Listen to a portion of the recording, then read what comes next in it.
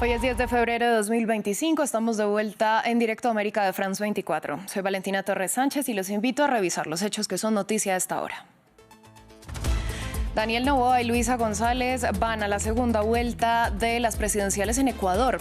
Con más del 92% escrutado, el mandatario aventaja a la correísta por unos 45.000 votos en el mejor resultado para el movimiento Revolución Ciudadana desde Rafael Correa. Nueva crisis política en Colombia. El domingo, el presidente Gustavo Petro pidió la renuncia protocolaria a todos los miembros de su gabinete.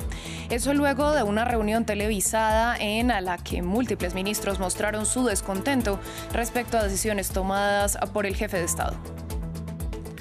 Abrió oficialmente en París la Cumbre de Acción sobre la Inteligencia Artificial, organizada en conjunto con India.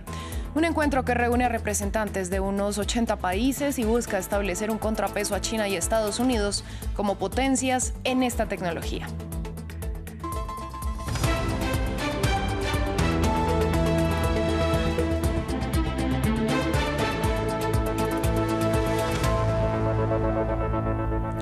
Abrimos este informativo en Ecuador, donde con más del 92% escrutado, el presidente Daniel Noboa y la candidata del correísmo Luisa González irán a la segunda vuelta de las elecciones presidenciales el próximo 13 de abril. La sorpresa es el resultado del correísmo, que se ubica a menos de un punto porcentual del presidente ecuatoriano. Daniel Noboa guardó silencio toda la noche antes de pronunciarse esta mañana a través de un comunicado en sus redes sociales. Habrá segunda vuelta en Ecuador, en una carrera más reñida que esperada. El presidente empresario Daniel Noboa y la abogada Luisa González están separados por menos de un punto porcentual al final de la primera vuelta de las elecciones presidenciales en Ecuador el domingo. Luisa González, de 47 años, sorprendió al quedarse a un paso de Noboa. El presidente Noboa, el candidato presidente, ganaba con más de 50 puntos. Nosotros sabíamos que eso era una mentira más del candidato Noboa y por eso decidimos esperar a que nuestros sistemas de control vayan ingresando las actas y que el CNE vaya sacando la información oficial. A sus 37 años, hijo del magnate bananero Álvaro Noboa, Daniel Noboa es uno de los jefes de Estado más jóvenes del mundo. Su estado de excepción y su política de mano dura contra las pandillas lo han llevado a ser comparado con su homólogo salvadoreño Nayib Bukele. Pero los resultados le ponen un desafío para ser reelegido. Después de una noche de silencio, el presidente Noboa clamó ser el primero en términos de votos. Ayer logramos lo que no se veía en años. Ganamos la primera vuelta contra todos los partidos del viejo Ecuador. Ganamos y dimos el paso más importante de todos, consolidar una asamblea distinta, convirtiéndonos en la primera fuerza. Noboa y González se enfrentarán en una segunda vuelta programada por el Consejo Nacional Electoral para el próximo 13 de abril. A propósito de la segunda vuelta del próximo 13 de abril, el candidato indígena Leonidas Issa, que llegó en tercera posición con un 5,2% de los votos, tendrá un papel fundamental. Previamente conversamos con Rodrigo Sedano, nuestro enviado especial de France 24 a Quito, sobre ese panorama de la segunda vuelta. Exactamente, 13 de abril, ya lo confirmó también anoche el Consejo Nacional Electoral, va a ser esa segunda vuelta, se repite ese balotaje que nadie lo dudaba aquí en Ecuador, de hace año y medio entre Daniel Noboa y Luisa González. Y indicabas también que van a ser muy importantes los votos de Leonidas Issa, el candidato de Pachakutik, y también hay una incógnita grande ahí, porque Leonidas Issa y el expresidente Rafael Correa no tienen desde luego una buena relación. Pero fue inteligente Luisa González ayer en hacer un llamado a la unidad de la izquierda y en concreto hablar directamente a Leonidas Issa. Hablábamos con compañeros periodistas también ayer y hay la duda sobre si Issa va a llamar o no a votar a la Revolución Ciudadana o va a dejar voto libre. Habló anoche ya Leonidas Issa y dijo que ellos no van a dar los votos simplemente, que se van a tener que sentar, que se va a tener que dialogar y va a haber que hablar de programas. Ahora va a empezar una campaña con muchas incógnitas, sobre todo para el gobierno, porque desde luego no lo tienen todo perdido, pero da la sensación de que han empezado un poco perdidos, de que no esperaban este resultado. Y quedan muchas preguntas en el aire. ¿Cómo va a actuar Daniel Noboa ahora? ¿Va a dejar la vicepresidencia a Verónica Abad o no? Porque no da la sensación tampoco de que le haya dado muy buenos resultados esa pugna con su vicepresidenta, esas también licencias que se ha tomado sin pedir permiso a la Asamblea. Hay malos datos de empleo, hay que ver también cómo van los asesinatos en febrero. Sabemos ya que enero ha sido el peor mes en la historia del país. Desde luego parece que la ola ahora mismo no va en favor de Daniel Noboa, va a tener 2 meses para intentar dar la vuelta a esa imagen, pero por el momento más preguntas que respuestas aquí en Ecuador. El presidente de Colombia, Gustavo Petro, pidió una vez más la renuncia protocolaria a todos los miembros de su gabinete con el fin de hacer nuevos cambios al interior de su gobierno. Eso luego de una ajetreada reunión televisada en la que varios de esos altos funcionarios mostraron su descontento con respecto a decisiones tomadas por Petro. Algunos ministros ya han decidido salir de sus cargos de forma irrevocable. Más detalles en este informe de Diego Bassani. Nueva crisis al interior del gobierno de Colombia. Este domingo, el presidente Gustavo Petro le pidió la renuncia protocolaria a todos sus ministros y directores de los departamentos administrativos con el objetivo de conformar un nuevo gabinete. He solicitado renuncia protocolaria a ministras, ministros y directores de departamentos administrativos. Habrá algunos cambios en el gabinete para lograr mayor cumplimiento en el programa ordenado por el pueblo. El gobierno se concentrará completamente en el cumplimiento del programa. La orden presidencial se da luego de una polémica reunión televisada el pasado 4 de febrero, en donde varios ministros cuestionaron algunas de las decisiones tomadas desde la Casa de Nariño. La ministra de Ambiente, Susana Muhammad, una de las figuras más fuertes del oficialismo, decidió renunciar de forma irrevocable luego de argumentar que no podía permanecer en un gobierno en donde estuviera Armando Benedetti, quien fue nombrado como jefe de despacho de la presidencia y está acusado de violencia de género y tráfico de influencias.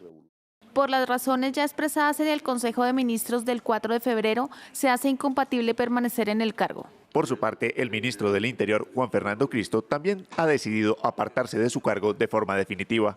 He tomado la decisión de dejar el cargo de ministro del Interior para participar sin limitaciones en el debate político. Hasta antes de esta nueva crisis ministerial, durante los 2 años y medio del gobierno de Gustavo Petro, habían transitado 43 ministros, 3 más de los que nombró su predecesor Iván Duque durante sus 4 años de mandato. Ahora, el jefe de Estado tendrá que decidir cómo renovar su gabinete sin perder apoyo político dentro de su coalición en el Congreso. Cambiamos de tema, vamos ahora a Francia, donde inició la Cumbre de Acción sobre la Inteligencia Artificial en París. Un encuentro coorganizado con India que reúne a representantes de más de 80 países. Jefes de Estado y de Gobierno, directivos de empresas tecnológicas e investigadores se encuentran hoy y mañana en una cumbre auspiciada por el presidente francés Emmanuel Macron y el primer ministro indio Narendra Modi. Nuestra periodista Natalia Ruiz nos dio más detalles.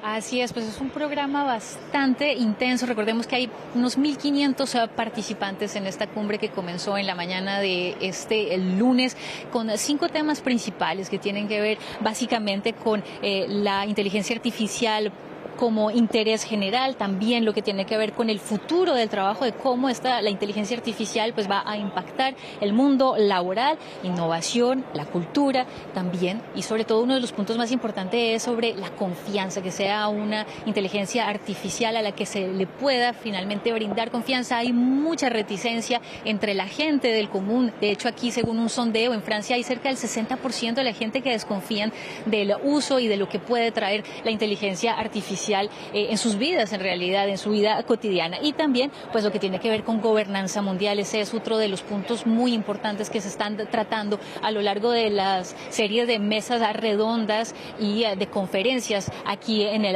Grand Palais, especialmente cuando hay puntos de vista tan distintos frente a la regulación de la inteligencia artificial. Recordemos que los 2 países que lideran estas tecnologías, estamos hablando de Estados Unidos y de China, son muy reticentes a eso. Estados Unidos, de hecho, el presidente Trump revocó en enero de este año la ley que había firmado Joe Biden precisamente para comenzar a regular estas tecnologías. Así que aquí pues van a discutirse de todos estos temas con unas visiones muy distintas entre Europa, entre China, entre también Estados Unidos, pero también hay representantes de algunas empresas tecnológicas y de asociaciones de otras partes del mundo, de la India, por supuesto, que es el país que coorganiza esta cumbre, así como también de países, por ejemplo, como de América Latina y también de África.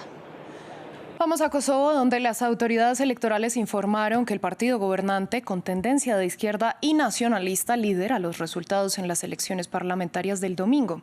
Pero el primer ministro Albin Kurti podría necesitar una coalición para obtener una mayoría. Esto en medio de las tensiones con la minoría serbia de Kosovo. Los detalles en el siguiente informe. En Pristina, los apoyos del partido gobernante salen a la calle a celebrar, después de que el país votara en las elecciones parlamentarias, aunque el actual primer ministro, Albin Kurti, ha proclamado la victoria de su partido según los sondeos a pie de urna, carece de la mayoría necesaria para gobernar. A pesar de haber descartado la formación de una coalición durante la campaña electoral, Kurti matizó su posición. Nuestra coalición formará el nuevo gobierno. Continuaremos el trabajo que hemos empezado, pero también haremos muchas otras cosas. La votación fue una prueba para el primer ministro de origen albanés, ya que se bloquearon las conversaciones para normalizar los lazos con la vecina Serbia, que no reconoce la independencia de Kosovo, y persisten las tensiones con las minorías serbias del país. Su popularidad se ha visto impulsada por las medidas adoptadas durante su anterior mandato: ampliar el control gubernamental en el norte de Kosovo, de mayoría serbia, así como cerrar bancos, administraciones y oficinas de correos financiados por Serbia, incluida la prohibición de su moneda. Sin embargo, la oposición y los críticos afirman que no ha hecho avanzar la educación y el sistema de salud en el país, y que las políticas de Kurti en el norte han aislado al país de sus aliados históricos, Estados Unidos y la Unión Europea, que lo desaprueban. El voto de la diáspora podría ser decisivo a la hora de valorar la victoria de Albin Kurti, aunque el recuento de las papeletas en el extranjero podría llevar aún varios días.